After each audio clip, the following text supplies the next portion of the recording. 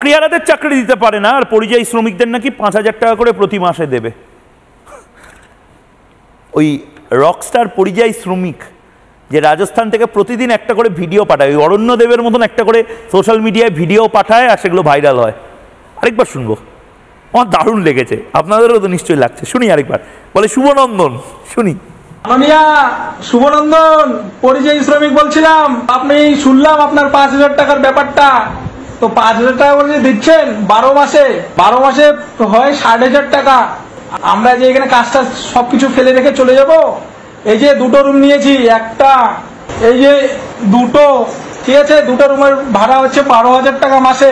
পুরো ফ্যামিলি মিলে 75 থেকে 80,000 টাকা কাজ করি এখানে। তো বাড়ি গেলে তিনজনের হয় 15,000 টাকা, ঠিক আছে। তো তার সাথে ইলেকট্রিক বিল, খাওয়া দাওয়া, আরো খরচা বেড়ে যাবে। তো 15,000 টাকাতে কি হবে মাননীয়া? তার জন্য বলছি কাজ দিন, কাজ যোগ্যতা অনুযায়ী কাজ দিন, ঠিক আছে। বিনীত নিবেদন, যোগ্যতা অনুযায়ী কাজ দিন, ঠিক আছে। শুভনন্দন।